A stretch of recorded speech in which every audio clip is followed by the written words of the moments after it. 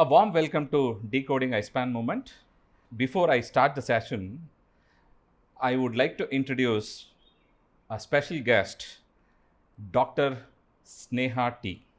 So she is a sports medicine doctor and she was an international swimmer, researcher, and she has participated in state, national, and international level. She began swimming at the age of 6, won her first national medal at 9, and went on winning more than 500 medals across state, national, and international competitions, while setting multiple national records.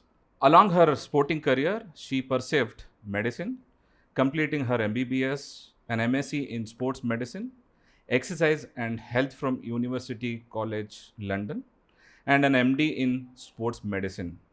Today, she works at the intersection of athlete care, performance science, rehabilitation, and research, helping athletes, individual optimize both health and performance. Also, she is in super mentor panel of iSPAN. She is also helping athletes to enhance their performance, and she is also in iSPAN super mentor panel. Dr. Sneha, Hi. welcome to Decoding iSPAN Moments. Thank you so much for having me. Sneha, I think you had a fantastic swimming career, yes, at the age of 6. Ideally, being a kid, right, that's the very fun moment a child would like to spend more in terms of, with friends, family, right? You started your swimming career at the age of 6. How did you start? Okay, so this is a really funny story. So when I was really young, that is at 4 and 5, they used to I used to get lost within the house, and they used to search for me. Where is this little child? Where is she? And things. So I used to be ultimately found in the tub in the bathroom. So Okay. whenever I went missing, they used to just go look at the tub, and I used to be playing in the tub. That's when my parents realized that this girl really loves water. So let's go dump her in a bigger tub, which was a swimming pool. And that's how my swimming journey began. So yes, this was in Chennai, and they enrolled me in a summer camp. Okay. So the summer camp was like so fun. You're just playing in the water, you're learning how to swim and things. And then, the training starts, and then you're like, oh, I have to put some effort. This is like a bit exercise with some fun. So that's how my journey began. And I think even before giving birth to me, my mother decided that, I'm going to put her in some sports because she was a sports person. Okay. So she was a sports person growing up, and I think I was sort of engineered. So before swimming happened, they sort of looked at all the sports, which sport would be good, at what age, sort of. And yes, they finalized on swimming because, it's relatively injury free. So again, my love for water and, their love for sports combined ended up in swimming. So yeah, that's how I started. See, ideally, since you have started during 6, Yes. definitely I do agree because we always talk about at the age 6 to 12, Yes. right? And then until they reach up to 14 years, Yes. they should enjoy sports rather than being competitive, right? Yes. So, did you miss where if I talk to any athletes, right? So far they did not say that I missed my childhood, right? But when you are doing competitions or maybe during your summer usually at that age they would like to go and visit their grandma's house or maybe some kind of vacation, because when you start competing, right, you'll have to compromise a lot of Yes, things. Did you miss those kind of you know did you had that kind of feeling when you are very young? Yes, I think yes, you put it very well. So yes, we do make some sacrifices as we're growing up, but at the beginning, swimming was fun. Swimming is still fun, but it was so much more fun because it was fun at a young age.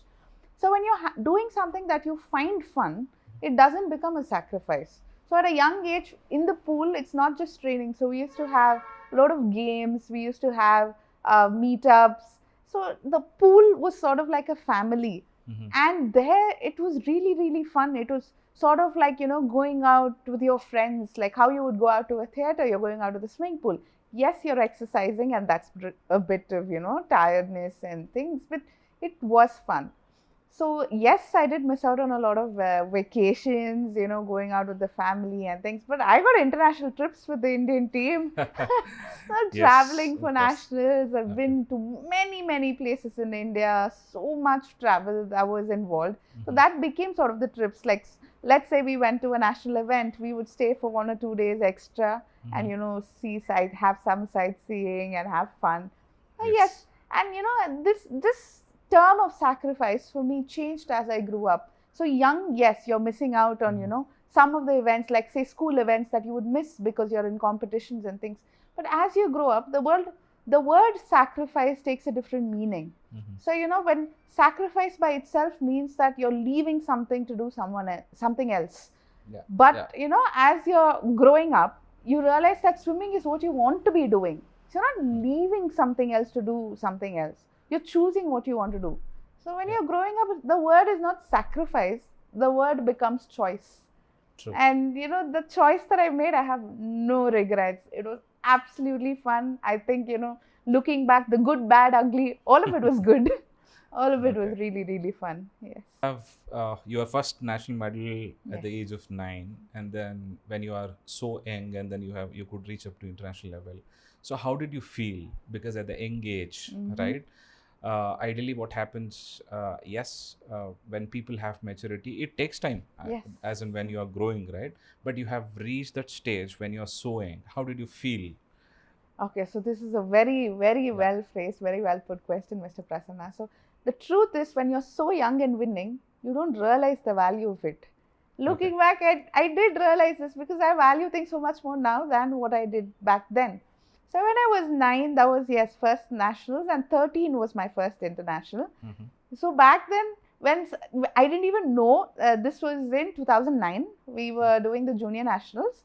So in the junior nationals, I finished my 50 free event. I got the national record, and I didn't even know that I had qualified for Asian age group. Yeah. Yeah. I had no clue. So I swam, and people came and told me that you've qualified. I was like, oh, there's an event like that. Oh, thank you. After then, I was like, yes, I'm going to Tokyo, and that Okay. was the feeling that I had. I didn't truly enjoy the sportsman moment where you're like, okay, I worked for this. I worked to win, yes, Okay. but I didn't particularly know that there was an international, nor did I qualify for that international. But yes, after I was informed of that, it was like such a happy moment. Later, I realized that yes, I really love this. Going, to your first international, seeing the world stage, is an amazing, amazing feeling. And now when I look back, I have so much more emotions for it than when I did it Mhm. back then. So yes, lovely, lovely feeling that I think I hope every sportsman gets to feel. Mhm. So yes, so yeah, that's how it So felt. during those days, you said, I mean, when you are so young, right? You did not have pressure, I believe, Yeah. right? So wherever, I mean, was Yes. there any expectation from your parents or from the coaches? Definitely, yes. When you are Yes. competing at that level, definitely people will have an Yes. expectation. Today, we deal with a lot of parents too, Yes. Yes. right? They Yes. come up with, one is achieving that medal, Yes. right, or a trophy, or one is that. And apart from this, out of your beautiful swimming career, what are the other, maybe a life lesson which you have learned from the sports? Okay, so to answer this, I need to tell a bit of my backstory. Yes, please. So I was born in Chennai, Yeah. grew up in Chennai. Till 9, I was in Chennai. Okay. So at 9 years old, just for the sake of higher training and better training, we shifted to Bangalore to Mhm. train at BSc under Pradeep sir. Okay. So just for the sake of swimming, my family has uprooted itself from a state and moved states for my swimming. Yeah. So I was very, very young, 9. I didn't know the value of this, but I realized that it was for me. Mm-hmm. I knew that it was for me, and particularly for my swimming. Mm-hmm. So pressure was number one, self-induced. Yeah. So I knew that, the family is moving, the family is split now. My father was staying back in Chennai. My mother, my sister and I were in Bangalore. So self-pressure was really high. And once I started swimming here, everybody said, oh, you've made such a big move for swimming. Is it working? Is it working? So the pressure was minimal from my parents. My parents said that we're giving you an opportunity. Hope it Yes. works out. but we're not going to say anything, we're not going to do anything. We just want to give you the best, and they got me. But self-pressure was really high. Pressure from the surroundings, the environment was really high, because everybody at BAC, your teammates, your coaches know that, I've come here just to swim. True. So that was really, really high. And I just wanted to win at that point. I just wanted to do whatever it takes to get the medal. And this is, even though you're not directly put under pressure, pressure surrounds you in multiple ways. The least you expected. Like, let's just say I went to school and my teacher was like, oh, you're from Chennai, why did you move to Bangalore? I had to say, yes, it's because of my swimming. And people said, what? Because of swimming, your family shifted states? And I was like, yeah, we did that.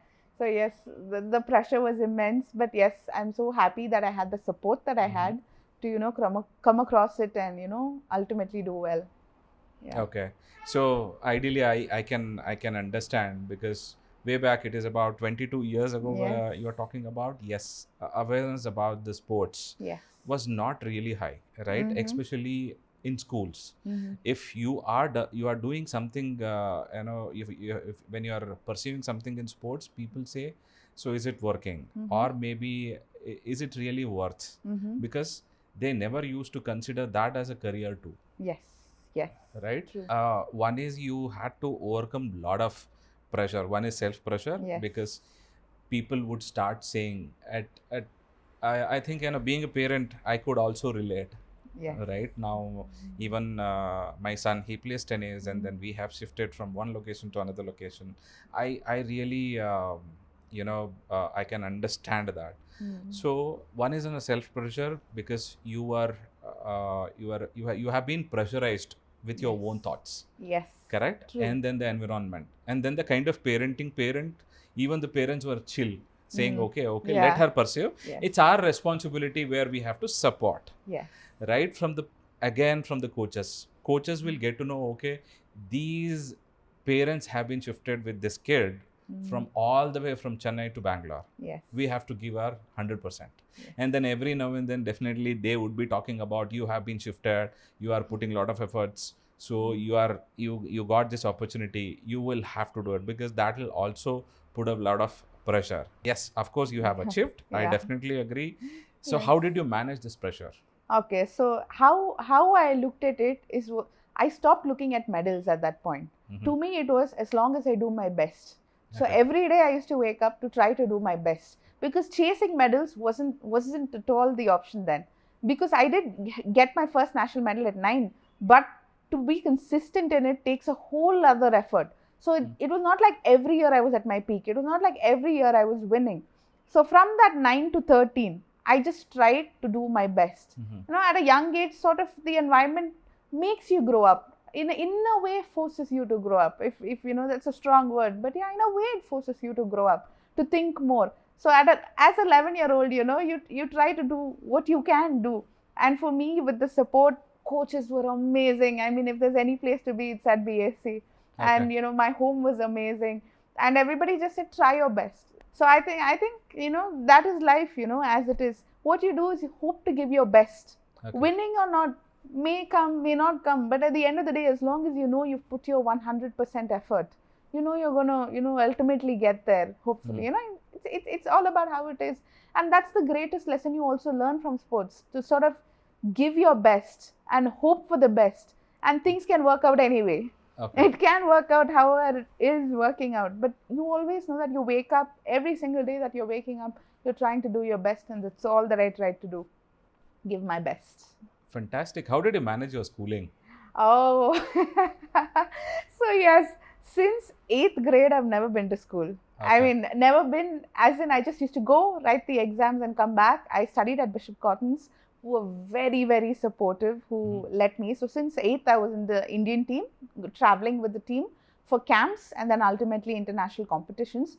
So a lot of sort of homeschooling, where I used to self-learn, and my mother used to teach me. And I remember days when my mother we used to have Shakespeare in our 9th and 10th grade. And as a bedtime story, she used to read me a textbook, so that somehow it gets into my head and I'm able to answer the questions. So schooling was very minimal. My attendance was probably 10 or 20%, but the school supported me. I used to just go and write the exams. So a lot of self-learning and home tutoring by my mother. So I didn't have time to even call in an external tutor. So schooling and swimming was sort of managed that way. During competitions, yes, I took a step back from my swimming to sort of study a bit. Even my 10th grade, I didn't write any of the pre-boards, anything. I just wrote one test and I was there for boards. And I think I did really well. Most of it was above 90. It was good. My 10th was also, it was ICSE, and yet it was good. It was possible actually to be in the Indian team, to study and to still swim, continue swimming and do both. So yes, so thanks to support, school support, parent support again, which Yes. got me. Of course, and those who are pursuing any sports, right? Any sports for that matter, I would like to convey the message after having a discussion with Dr. Sneha. Right at the age of 9, right? There are many people I have seen today where they relocate from other place to it could be Bangalore or any different cities to pursue their sports career, right? Self pressure and pressure from parents, or it could be pressure from even coaches would be there, right? Always giving the best, Yes. right? And then being calm and perceiving your goal is really really important. And then of course the parent role Yes. is really makes very important here. Yes. Not being pressurized at, yes, of course, being a parent, it is very difficult, right? when they're when they are going through maybe dip time, it could Yes. be. Every day is not our day. At Yeah. times, yes, there are ups and downs. Of course, apart from sports, the medals which I would specify here, there are other benefits out of out of sports. It Yes. could be your discipline, Yes. time management, right? And then you have seen both, where when you have achieved, people would have appreciated you. Yes, yes, Sneha, you have achieved. When you have seen a dip, Yes. right? Definitely, you would have done better. So it is easy to comment somebody. Yes. Being a spectator, it is always easy for me. Okay, you could have done this, you could have done that. But being a swimmer or an athlete, they'll undergo a different thought process, Yes. or it could be each event or each time is different. You had a very wonderful career, right? A swimming career, and then you switched over to, or rather, I would say, another career as a doctor and Yes. sports medicine doctor. So, when did you get this first thought, right? And why sports medicine? Because there were a lot of other careers too, right? So, when did you get this first thought? Okay. So this was very young. So the thing is, since I moved to Bangalore and we were quite serious about swimming at that time, I had the entire sports way back then. So way back then, I had sports science supporting me in a way of I had a doctor and I had a nutritionist. This is back then when nothing existed, but one or two people existed in this field. So we had the support of them. So that time I had gone to a sports medicine doctor called Dr. Kannan Pogarindi. So he was sort of the only one in Chennai at that time specializing in the field. So then I was his patient because I had some pain and things, and I had gone to him. So I was aware of sports medicine way back then. Okay. So this was, since I knew this, as I was growing up, I knew that, I fell in love with sports and I knew that I want to stay in sports. So I wanted to stay in sports my entire life. So I was thinking of what all fields I could look at within sports. So when you're thinking of a career in sports, you can think of becoming a coach or nutrition, psychology, many things. So I was also aware that sports medicine also existed. Okay. So even before taking MBBS, I knew my destination was sports medicine. So I took MBBS just as a stepping stone for my sports medicine. Oh, So wow. this is way back then. I knew that yes. So two decisions. One Okay. is staying in sports my entire life, and number two, helping others in a way that I could help someone else. Achieve even what I like. What I couldn't achieve. I wish I got an Olympic gold. I couldn't do it, but maybe I could help somebody do it. Okay. So this was sort of the aim behind taking this career. So I would say he was the role model for you, Yes, right? yes. When you were, so may I know the age? Of this of meeting, sir. Yes, I mean the sports medicine thought which you have got, which 9. when you were okay. 9. So because you got your first national medal when you were Yes, 9. 9, and then since when you were 9 years old, Mm. and then you had the thought you want to become a sports medicine doctor. Yes. This is very important point which you have mentioned here.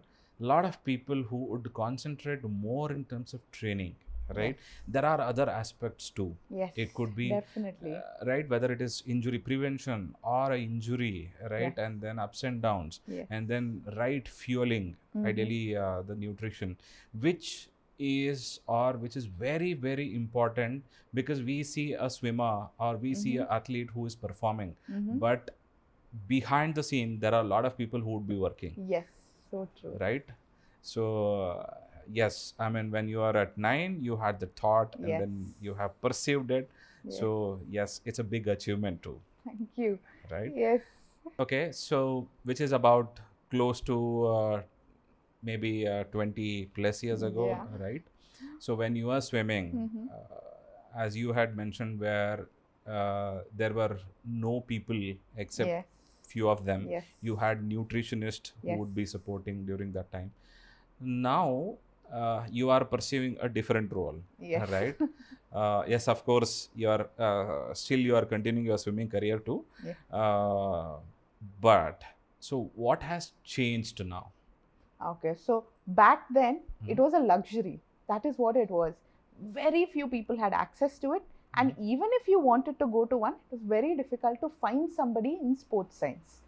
So we had to hunt, and we had to really look out, and this was sort of like a one person in Chennai scenario way back then in a sports science field, who was there, who you could seek help from. But now it is sort of the norm. If you are not utilizing such services, you're sort of tying your hands at the back, I would say. Okay. Because many people have access to it. There is, few people are specialized in it, but the access is there now. Okay. Everybody can have access to it. So this is something that's very prominent now, and you see many people talking about it. So if you got many athletes here, let's say we had about 100 athletes, sitting here, at least 60% of them would say that I am being scientifically trained. My coaches are aware of how to scientifically train me. I have a strength and conditioning coach. I have a nutritionist. I have a psychologist. I have a doctor that I go to on the regular. So now people are aware of it, number one, from the athlete perspective. Number two, from the sports science team, there are many more of us. Now people do have access to it, but not everybody utilizes it. Okay. So that's where I would like, people to uptake these services, because it can offer so much more. Even when I'm giving out our services now, what I wish I had this when I was young. Okay. I had some of it, yes. I didn't have all of it. Okay. I didn't have all of what is available now. And as a doctor, I keep having these thoughts. Maybe we could have done more. Maybe I could have done more if I had this back then. And I'm sure many athletes who've retired would get that thought. You and Shubha, you have Anshu now. And then, when you take him, I know how much Anshu is getting. I know how much he's benefiting, especially from iSPAN. Yes. But I'm sure that Ms. Shubha feels, like, oh, I wish I had this back then. And that's a thought that, keeps, coming across my mind, where, I wish I had this when I was younger, because I know how much I'm offering these athletes. So, yes. Yes, definitely. I mean, as you have mentioned, there are many centers today, right? But still, because I deal with a lot of people, I converse with a lot of people, maybe those who are coach, right? And then there are large segment of parents still. If you look at, yes, somebody who has an experience being in sports or an athlete, they could understand these services better. Yes. Still they would think old school style, right? Where they think more of training time, or maybe some of the things when we talk about psychology, when we talk about nutrition. Yes, of course, in terms of nutrition, there when we look at the awareness, because that's a fuel, right? what matters is even the body achieves what the mind believes. Yes. Correct. True. But however, as you had mentioned, where you had a lot of pressure, so Yes. that's where even psychology matters. Yes, Right. very much. And even strength and conditioning you spoke about. Yeah. Strength and conditioning, when we talk about, yes, during your swimming training, right, that is one kind of training, but you should have a proper conditioning. You should strengthen your body, where Yes. if you have to swim faster, maybe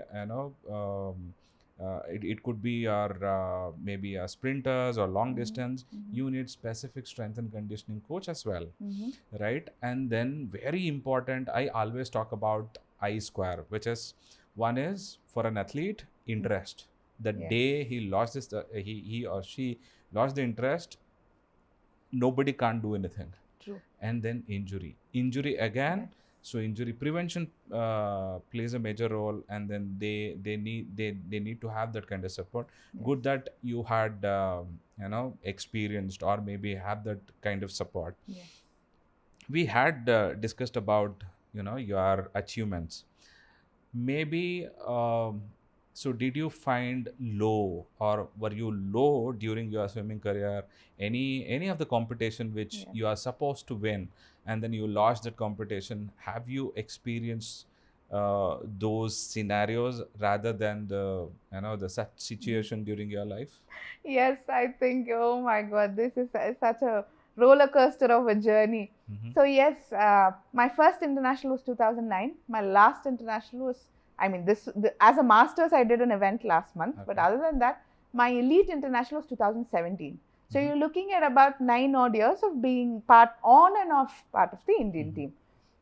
So what happens is you go on a high, and then somewhere maybe there's a mistake, or somewhere something happens and you're not making it to the Indian team. In between these years, for 4 years I wasn't part of the Indian team. This is when I joined my BBS, where I was studying. Oh, sorry, 3 years. 3 years I was not part of the Indian team. So what happens is you see your friends who are swimming with you, teammates who are still going, making it at the peak, and you're sort of taken back, you're stepping back. And this particular hit was my first year of MBBS, where I was so new to the medicine field. I had to sit and study. I had to put a lot of effort. I couldn't focus on swimming a lot. So the 12th MBBS time is when I sort of took a step back from swimming. So yes, back then it was very, very hard, because once you see yourself as an athlete, you feel like an athlete. You feel like a winner. True. And then you have to sort of say, oh, this year I'm not winning. Oh, this year I'm not making it. And that really affects you. You really want to win, but there's nothing you can do. Like, you've trained as much as you can, but you're not winning. You wish you were, but you're not.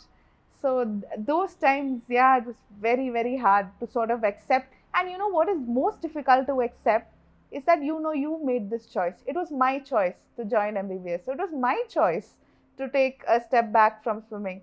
So the result, me not winning in swimming, was a result of my choice. So how do you handle that is the question, True. You've done this to yourself, but you still want to win. You want it all. Such is life. You want it all. So how do you, it was a hard time. So those times I was like, okay, this is a temporary setback for me. So that's how I looked at it. I said, I'm just taking a few years off. I'm going to get back. And 2015, I went back to international. I did my World University Games, Dubai International. 2017, which is my final year MBBS, I was part of Asian age group again, which I had done in 2009 again. So yes, so getting back, one thing I'll tell you, the victory at like the end, sort of the end of the elite career, 2017, 2018 was my last senior nationals. I was just happy to swim. Okay. I was truly just happy to swim, more than winning. I was just like, oh, I made it. Oh, I can do this. Oh, I'm happy to be a part of senior nationals. I think my last senior national medal was mixed relay in 2018. The competition was in Trivandrum, and my teammates were Srihari, Likith, and Neena Venkatesh, and I. So we were the 4x50 mixed medley relay event that I swam, and it was the last medal that I got in senior national. Such a happy moment. Really, really happy. This was all after my MBBS. So 2018 was post MBBS, I was still doing my senior nationals. Okay. More than the medal, the whole experience, I started experiencing swimming differently over the years. Okay.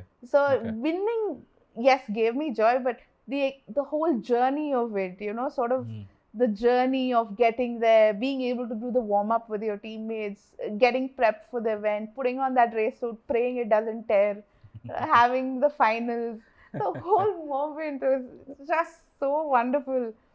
Yes, I really, really loved, and yes, the losses were there, Okay. but the losses is what makes you appreciate the winning more.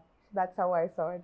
So ideally, any athlete, for that matter, managing academics and the sports career is very important. I have seen a lot of people, especially they support 100% Yes. until they reach 9th standard. Yes. So the moment they are reaching to 10th standard, the parent would take a U-turn, Yeah. right?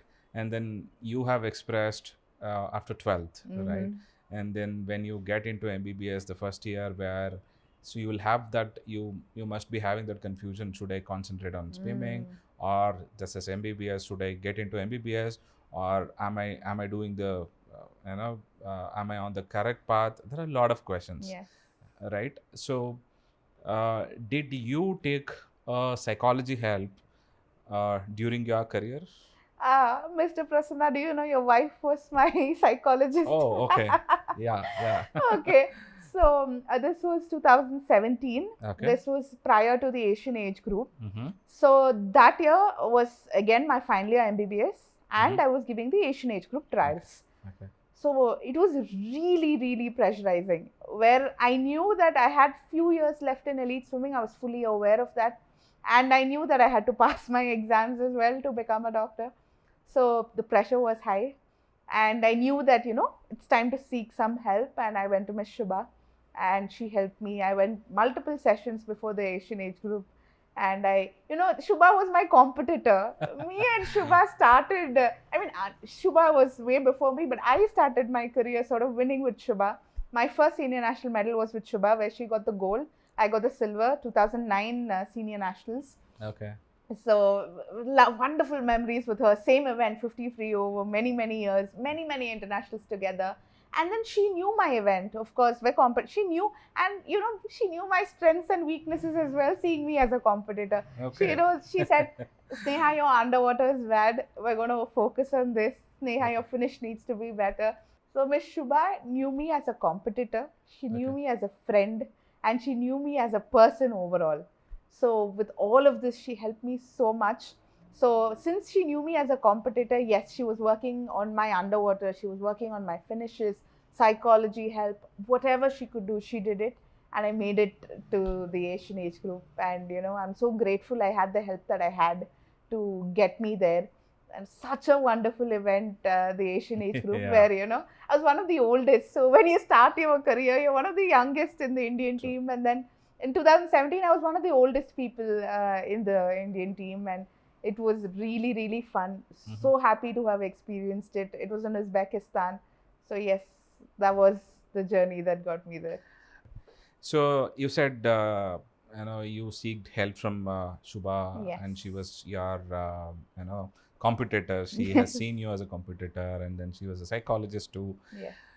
What exactly, maybe, yes, ideally people would think about when we talk about psychology. Still, I'm not pinpointing any coaches or anybody, because when we talk about psychology, right, people have different perceptions.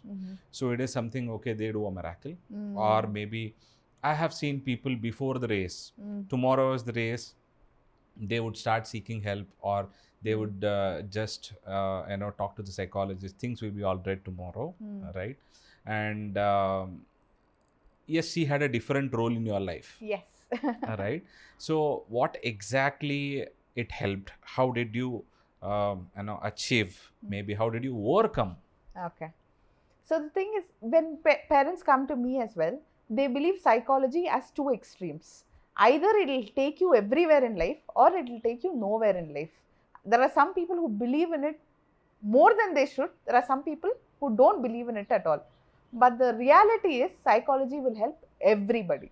Yeah. It will help everybody, and it's not a miracle as you said, but it becomes a miracle over the years when you start working on yourself. True. So psychology, people often think that if I have a problem, I will go.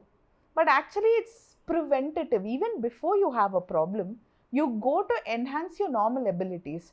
So when I went, I didn't have a problem per se, like, a major problem that would warrant.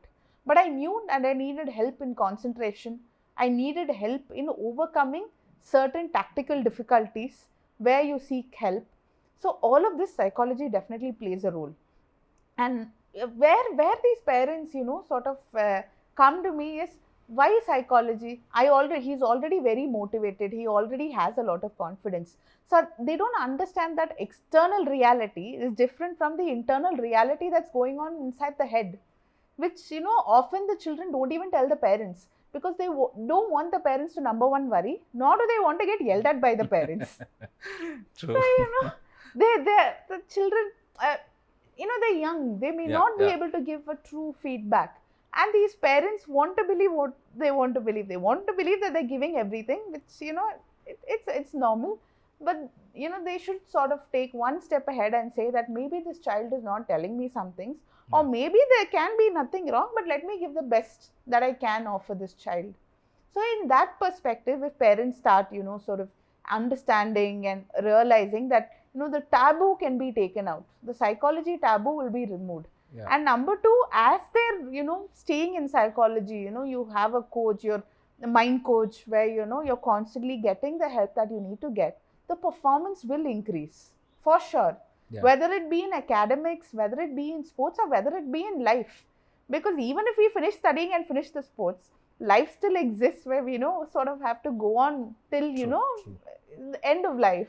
Till then, psychology will help. It's life is a mind game, and how we play it determines our outcome. So if we get that help, I think we'll have a tad bit of advantage. That's how I see it. Yes. Of course, when we talk about psychology, yes, I have seen two different extreme too, since we deal with one of the the pillar, I would say. So they think, okay, I'm in ICU, I want your support. So tomorrow she or he has a race, or he is competing, then I need your help. Do something. Because as you said, maybe those who are watching this podcast, I would like to explain, right, where psychology will not do any miracle. So it is not like where today I take a session, tomorrow I'll become better. It is ideally, yes, mind plays a major role. You need to train your mind too. So it is not when the problem exists, before the problem exists. Because ideally, how do you start your training? Even the swimming, right? So you train your body in such a way it has to behave. The muscle memory we talk about, right? So the same way the mind needs to get trained. So today, maybe I would say in India we talk about a lot of medals, right? Any Olympic medals we talk about, but we need to start working towards these parameters too. We need to start train. Mental skill training plays a major role. In your journey you had expressed, where you had to overcome because you had a lot of thoughts, and then even you need a support in terms of concentration, and then you have taken multiple sessions with Shubha, in fact, right? That's how so yes, it is not about only psychology, it's about all. The nutrition, sports medicine, and then in your parenting, right? And then in terms of injury prevention, and then strength and conditioning, maybe the fitness apart from the training plays a major role. So from swimming career, right, and then sports medicine doctor, now athletes. Let us talk about the, current what is happening, right? There are many athletes, because I'm happy that there are many kids who are pursuing sports now. If you look at maybe 20 years ago, and now things have changed. So of course parents got that kind of exposure if you look at way back 20 years ago. right? In Bangalore, there was no traffic too, right? Now, there are a lot of sports academies because if I look at, we were just doing a survey where, in Bangalore, specifically HSR layout and even, Sajapur Road and then Whitefield has got close to 500 sports academies. Oh, wow. There are many, the people who are concentrating more in terms of sports, right? And especially after COVID, the investment has been done towards sports a lot. Yes. Now, maybe what are the common mistake? Because it has not changed a lot. Yes. Now, one step they have taken where they started getting trained, and then people got to know there is a career which they can make out of the sports too. Yes. Right? What are the maybe a mistake I would say, right? Athletes are doing now in terms of their training and the recovery. Okay, so I think what happened with the boom of sports is that people want things too soon. Okay. So they're into the sports 2-3 years and they expect a medal. So Okay. that is sort of the early expectation is a mistake, I would say. Where if you want to push too much, they overtrain. They want it all. They want it very fast. They'll overtrain without a basic strength in their body where they're just simply overloading it. So by doing this, they simply tend to get injured. Okay. And then they're quitting the sport. Okay. So I would say, I think everybody could play the long game, where they're in the sport, number one, enjoying the sport, staying in the sport, experiencing it, growing as they do in the sport, then they can win. And along the way, if they can take all the help that is available, where if they can train scientifically rather than simply overloading themselves. Now, one mistake these athletes tend to make is they feel that if I sleep with pain today, I worked hard that day. This is a common misconception among athletes. Okay. They feel that if I have pain, it means I've given it my all. Okay. But the reality is far from that. Okay. If they're sleeping in pain, they're overworking, they're injuring their body, they're putting themselves one step back rather than one step forward. Okay. So pain is not the ultimate goal. Okay. There is an optimal training where, each person, so I wouldn't gender, each individual has their own training ceiling. Okay. Where there's an ideal training window, there's an ideal training load for them. If they're within that load, they will progress and they'll do very well in their career. If they're surpassing this load, overtraining, too quick, too soon, taking any banned substance, anything like that, they are damaging themselves. So this is where I would say that athletes, need to take things slow, get the help of the coach, the right coach, the right team, the right sports science team, the right S&C, the right nutrition, the right doctor, the entire team, the right psychologist, the entire team if they have, they will last longer and they are definite to succeed. They will give themselves a much higher possibility of career success if they do it scientifically rather than simply sleeping with pain. So ideally, these athletes, because I have seen people would train 8 hours, 9 hours a day, right? The more maybe training, the good result, right? That is what people would think. And then maybe before the race, maybe tomorrow or day after tomorrow is a competition, they train themselves too much. Yes. So as you have mentioned, each athlete will have a training ceiling, right?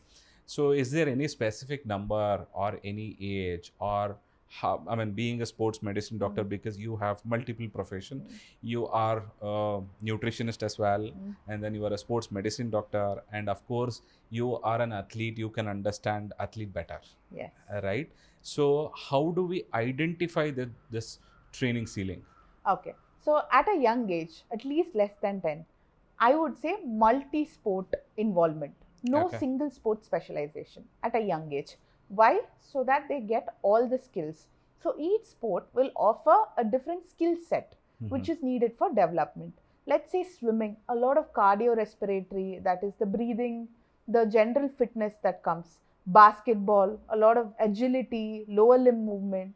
Badminton, a lot of concentration, hand-eye coordination. So each sport has its own speciality. So when they're young, if they have multiple sports, they will develop all these skills. And sort of at like 11 and 12, we can look at specialization. Okay. So when they're in their specialization at an early age, I wouldn't look at medal as the goal. I would look at skills as the goal. So at that age, they can be focused on skill development pertaining to their sport. Let's say swimming, getting their technique right, badminton, getting their movements right, getting their patterns in. All of these can be done. So when we're looking at competition is sort of 15, 16, where it happens naturally, and by 18 where they're in elite sports. But what happens in India is everyone wants things before 10th so that they get the sports quota and they're done with the sport. This is what is harming us Indians, where we just want it all, we want it too quick, we want sports quota medicine seat, and then we quit the sport. So this is where things are going wrong, where we're not having more people at the elite level.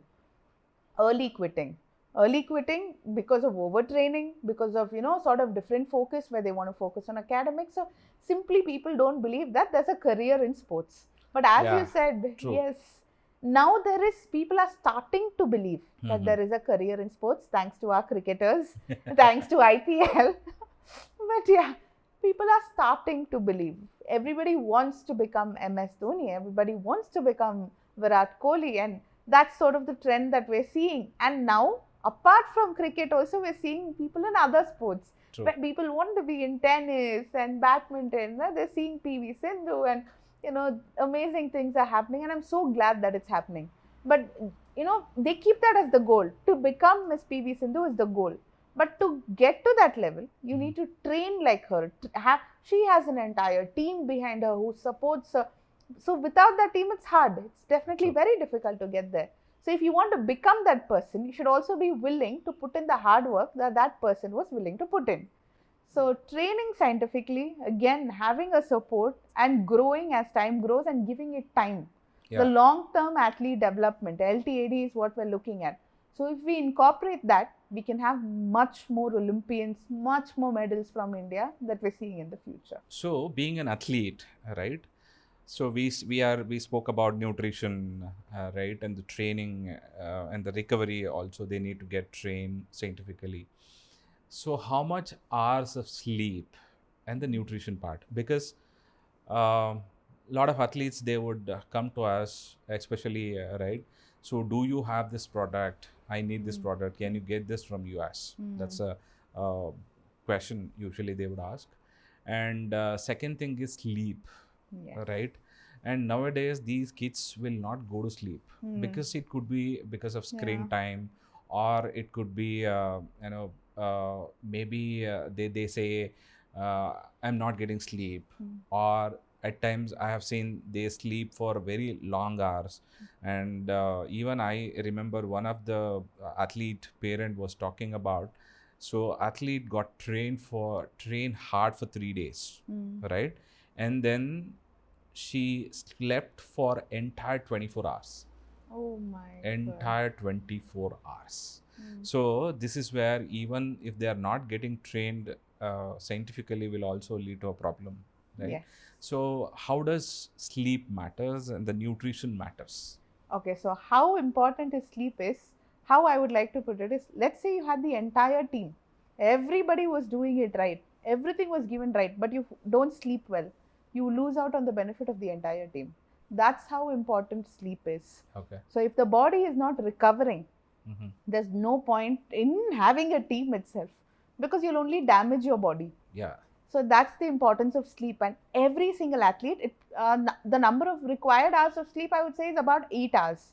But that varies with how many hours you're training. So as a swimmer and other elite athletes, you say you train 2.5 to 3 hours in the morning, again in the gym in the evening about 1 to 1.5 hours, and again swimming for 2.5 hours.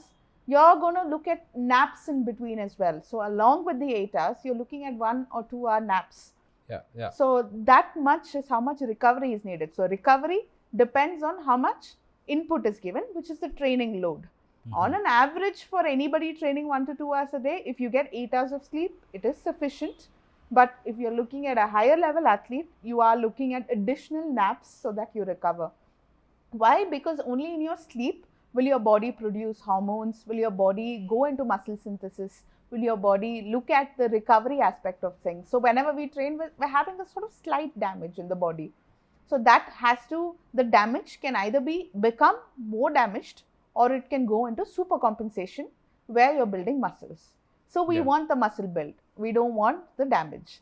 So that is determined by good recovery. By good recovery, we mean good sleep, no screen time, have, good peace of mind, good, calmness that we're looking at, and also the right nutrition support and the overall well-being.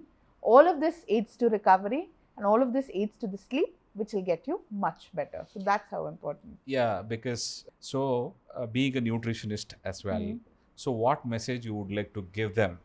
Say some of the tips. Say for example, if they are traveling, right, it could be a different city, or it could be they are taking different transport. How do they manage, or what are the tips? Maybe they need to get hydrated themselves is very important. So what are the tips you would give them? Okay, so hydration is also important, that even 1 to 2% of body water loss will affect your thinking capacity. Just 1 to 2%. Even that much is so important. So we're looking at enough water, enough electrolytes, because we may be sweating. Sweat loss also leads to salt loss, sodium loss. So water with some electrolytes, we're looking at this. So travel, yes, as you said, females are, more afraid that they're not having a good washroom, let's say. So things like that. Keep drinking water. If you have access to washroom, yes, well and good. If you don't, now there's a lot of these portable, urination bags and things that's available, very easily available on the internet, where they can use that in cases of emergency. Hydration is one paramount, especially during travel, because the body is not recovering well. The body will be sort of edematous because of the inflammation that will happen because of the lack of sleep. Again, your body is sort of crunching in water. So water supply definitely needs to be there, especially in new cities where the environment is different, the temperature is different, a lot of sweat loss. So some water with some electrolytes, so that we don't go into dehydration, which ultimately, even at a very minimal level, affects performance. So yes, that is what I would say. So you have pursuing basically multiple profession, right? You are a sports medicine doctor and a nutritionist, and you are an athlete. So what is one piece of advice, right, for everybody? It is not only specific to athlete. So to have a healthier life, so what is that one piece of advice which you would like to give? So the best thing I would say is to have mind-body balance, where everybody is calm, everybody knows what they're doing, why they're doing, and they balance it out very well in their everyday life. So yes, for me, my day starts at 5:15 in the morning. I'm off to my work at 8. I'm back to my other work at 3, and the entire day I'm working, and every day I make sure that I'm swimming from 7 to 8. No matter what happens, I make sure that I'm swimming, and I'm still competing at International Masters. So this comes because of my love for sports again. So I think if everybody could identify what they love doing, what they find peace in doing, do that every day as your source of calmness, they'll be able to balance their life well. So the identifying of what gives them peace is what matters. So basically you would say align your mind and body. Yes. Okay. So this triggered me another one curious question, right? Maybe during your journey, right, you would wish maybe in your swimming career, so this one thing, if I had an opportunity for having this, do you have anything that kind of one wish when you are maybe pursuing your swimming career? I'm going to be greedy and say a big wish. Okay. I wish I had the entire sports science team, like, sort of what we have at iSPAN, the entire team backing me up. Like I said, that thought really comes when we're working with athletes now. I wish I had that. Maybe it would have made a tad bit of difference. Maybe it would have made a huge difference. We don't know. Okay. I wish I had that. Yes, of course, even though we talk about there are a lot of people who would be supporting sports science, right? And this is triggering another question, because a lot of people would ask about it. So at which age they should have sports science team?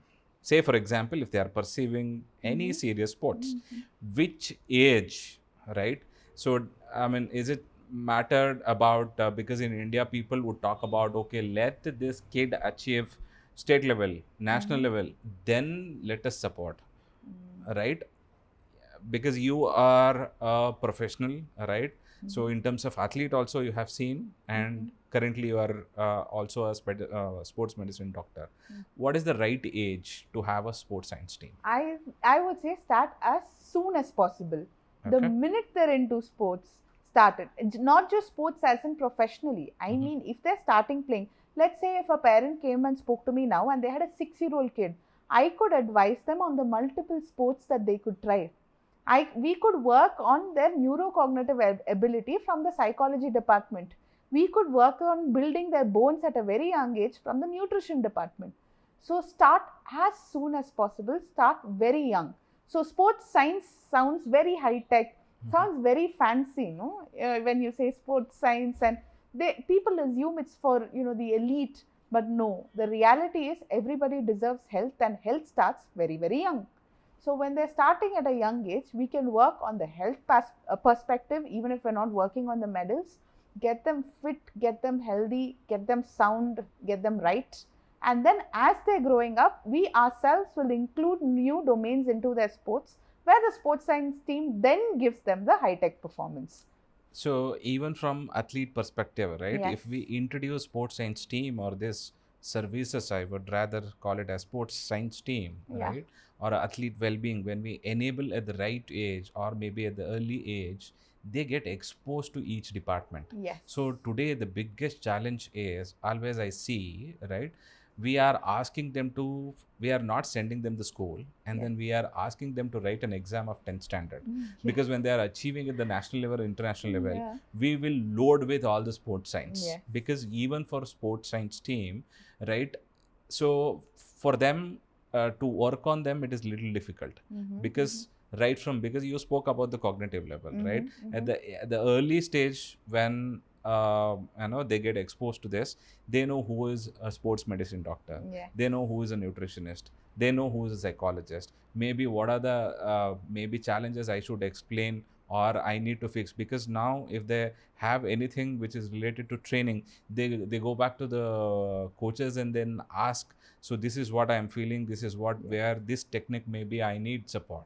So this is where maybe at the early stage, those who are watching this podcast, sports science team is not a luxury. Athlete well-being is important right from age, I would say 6 and above. Because if they are perceiving, they need to get exposed to athlete well-being, the basic, as they are, in terms of training sports, they need to focus on nutrition, they need to focus on psychology, they need to focus on strength and conditioning, they need to focus on even the physiotherapy and sports medicine too. So people would talk about success. Now, what is your thought about success? I think success is when you look at yourself in the mirror at the end of the day and you're proud of yourself. That is success to me. Okay. Medals become immaterial, degrees become immaterial. At one point, at the end of the day, you want to look at yourself, face what you're doing, face what you are, and be proud of yourself. That is success to me. That is how I see it. Exactly, because now success has become materialistic. Yes. So those who are watching this podcast, success has been defined with materialistic achievement. So now, even though she has achieved a lot, she is saying even the medal has become material and the degrees have become material, right? So the real success is end of the day when we hit the bed, or maybe when we look at ourselves that yes, I am proud of myself, right? What I have achieved, right? And then you should really enjoy that rather than having that materialistic expectation. So this would bring me to the last very curious question. What is your iSPAN moments? Okay, so for me, this was in 2015. So I had spoken about how because of MBBS, I had to take a step back from my swimming. So at that point, I thought my swimming career is over. Mm-hmm. I really thought it was over, and I felt very terrible about it, very bad. That, so many years I defined myself as a swimmer, and now that's no more part of my life. I can't call myself like a current international swimmer, but I kept training. So I wanted to give myself another shot. I kept training. For 2 years, I didn't make it. 2013, 14. So in 2015, I had an opportunity for World University Games. Okay. So I did the nationals, I won the nationals, and I was like, I want to be back in Team India. So that was really a turning point for me, because I didn't believe 100% that I could make it. I Okay. thought it was over, but I was able to make it. That 2015 World University Games really made me believe in myself again. That pushed me to realize that, there'll always be downs, and that's okay. And the Okay. downs can be because of your own decision. The self blame is what I really wanted to get over, where, I consciously took MBBS. Have I, given up on my swimming? Why did I do this? I was doing well. So all those self doubts, all of that, the turning point, that was a culmination of all the hard work that I had done. And that day, I really believed that no matter what happens, as long as I believe in myself and work hard, it will eventually come. So that 2000, that was not actually the biggest international. I've had bigger internationals, but that international changed my belief in myself, changed my perception of me, I would say. So that, was one amazing moment for me. And since then, I always, every time I have a low, I go back to that moment where Okay. I'm rethinking how I was, what did I do, and how I got over it. So that really encourages me even now to keep pushing myself. So last month I did the World Master Games, Okay. where I won 2 golds. I keep again thinking about the World University. I did the World Master Games where I won 2 golds. And all of this is because I chose to believe in myself and work hard. And I think that's the biggest lesson that I learned in life. Fantastic. So I think with this discussion, we are end of the session or end of the podcast. So last but not the least, right? What is the one message you would like to give for athletes who are performing athletes now, or maybe who is actually starting their career in sports? It could be any sports, not only in terms of swimming, any sports, because you are a sports medicine doctor. So luckily, yes, people would say, sports physiotherapy is one, but people used to say cricket physiotherapist, and people used to say, of course, swimming physiotherapist. So this is something I would say, a sports medicine doctor. So across any sports, because whether any athlete for that matter, or any profession for that matter, sports physiotherapy, sports psychology, sports nutrition, it doesn't mean that they have to be an excel in all sports. It is about any sports they could help them. Any sports for that matter, whether it is cricket, or it could be volleyball, it could be even the kabaddi, any sports for that matter. So, out of your profession, out of your experience, what is that one message you would like to give it to an athlete? One thing I would like to say to athletes is to keep believing in yourself. Always have belief in yourself. Hold your head up high even when you're losing, because one day you will achieve it as long as you're willing to work hard. Hard work will take you places that even you didn't dream of. Okay. So that's the importance of self-belief and hard work. Keep working hard. Yes. One message for the parent. Believe in the child. Uh-huh. Believe in your children. Don't pressurize them. Don't force them. Let them be. Okay. I know that as children, they tend to make small mistakes or tend to derail sometimes, but that is a parcel of life. No need to take huge decisions for small mistakes. Keep believing in children. They will succeed. During your swimming career, yes, of course, you spoke about you have shifted all the way from Chennai to here, right? So each person is important, because you have got a support. You spoke about school, where about maybe 22 years ago they have supported, right? Yeah, Where yes. even school, some of the school even today they focus more in terms of academics, but yes, they have supported in terms of sports and parenting. Yes, of course, they Yes. did a very fantastic support to you, right? Another one is you spoke about the sports medicine doctor. You spoke about you had nutritionist, Yeah. right? And even you spoke about, yes, Shubha, she was a psychologist for you. Of course, another one is could be your coaches, Yes. right? You said you have shifted all the way from Chennai, and then you got and you started training under Mr. Pradeep, right? So anything about coaches? So my coaches are like my family. Mm-hmm. So Pradeep sir is like a second father to me. Mm-hmm. You know, he is a mentor. He is who I look up to when I need any guidance. So Pradeep sir, Padmanabh sir, Venkatesh sir, Prakash sir, Rajiv sir, Satish sir, all of them. I am so grateful, and I owe my entire career to these people. Where they molded me, they made me what I am today. They weren't just coaches. They were fully aware of the sacrifice my family had made, and they supported us entirely. Be it mentorship, I learned so much as to how to be a good human being from my coaches. They taught me how to be a better human being. They taught me how to face challenges. They taught me how to face losses.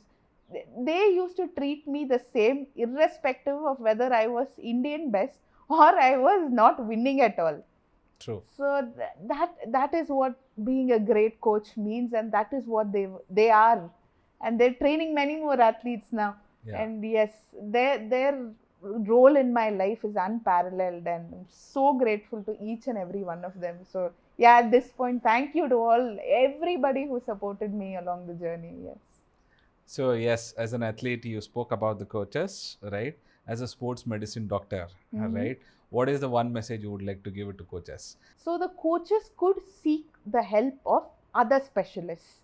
Coaches are amazing at their job. No one can take away a coach's job at any point. They know the sport, they know how to train an athlete. But coming from a nutrition, a psychology, a medicine, a SNC, there are other specialists who know their role very well.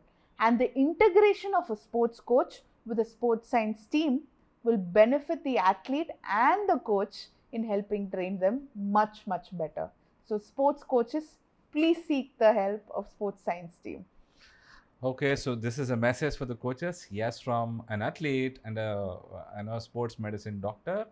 Yes, of course, I would, through this podcast, I would congratulate, because you are doing a wonderful job. Yes. Because it's not easy being a coach, because you are the one who is supporting an athlete at their, when they are low and then when they are at the peak, right?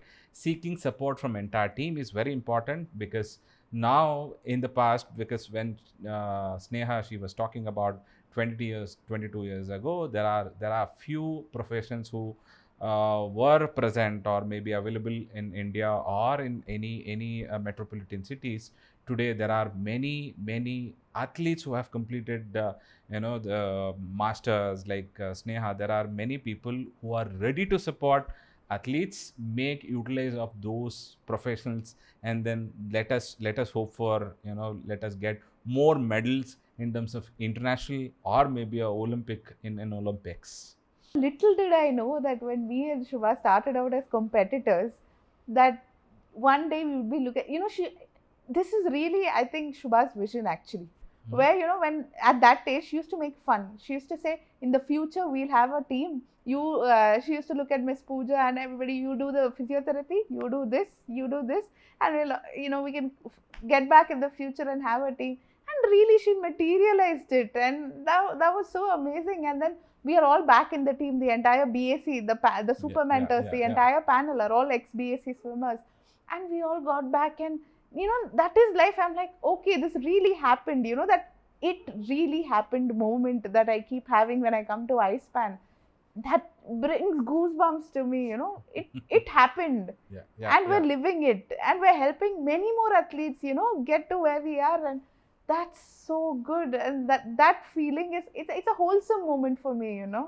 Okay. Every time that, you know, I meet Shubha at iSPAN, I come to iSPAN and we go to BAC, you know, have the tie-ups with multiple places that we have, and we're talking about this. Every single time it gives me goosebumps that yes, we were swimmers, we had a career. Now we have a career in sports, but playing a different role. True, true. So True. that is the greatest achievement, you know, that I see from iSPAN, and getting to be part of the journey with Miss Shubha and you and the entire team. So that is the most beautiful thing for me. Uh, Thank you so much, Sneha, being part of decoding iSpan moments. So with this, we have explored a lot of messages to upcoming athletes, and we discuss about coaches, and we also discussed about even the parenting aspects. And then I think this podcast would help a lot of athletes outside and the parents who are actually anticipating or maybe aspiring a lot of result from their kids too, right? With this podcast, maybe from sports, it is not about only winning medals. There are a lot of life lessons, because she had expressed where discipline, time management, right, and then giving back to the society. So there are a lot of other advantages out of it. And then of course for the parents, where always believe your kid, so don't pressurize them. Yes, of course, I do understand being a parent, it is not easy, because because she had expressed where they have relocated from one location to another location. There are a lot of parents who has done that now, because they have been shifted to different place to get their kids trained on the specific sports. Yes, being a parent, we do have a lot of expectation, but yes, at times we are giving all the opportunities, whether it is financial, whether it is anything for that matter. Being a parent, we are giving 100%. But yes, there are few parenting tips where how to support them, maybe not pressurizing too much, and then being with them when they are low, or maybe when they are not performing, is matters a lot. And of course she spoke about success, because she has done a lot of achievement being a swimmer and a professional, right, and a sports medicine.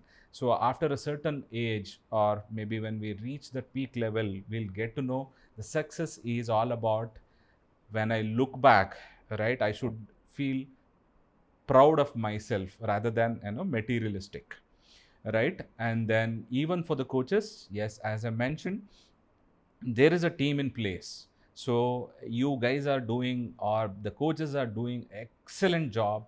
When you join hands with other professional, maybe we can support athlete much more, right? And then also there are fantastic messages which she has expressed, where overtraining, maybe expecting medal within 2 years or within a year. And then also she spoke about, in India, we are focusing more in terms of sports quotas rather than long-term sports career, right? So yes, we had a fantastic time with Dr. Sneha today. Thank you so much for your time. Thank you. Yes, I think with this podcast and with let us support upcoming athletes, and let us guide parents as well. Thank you so much, Sneha. Thank you for having me. Thank you.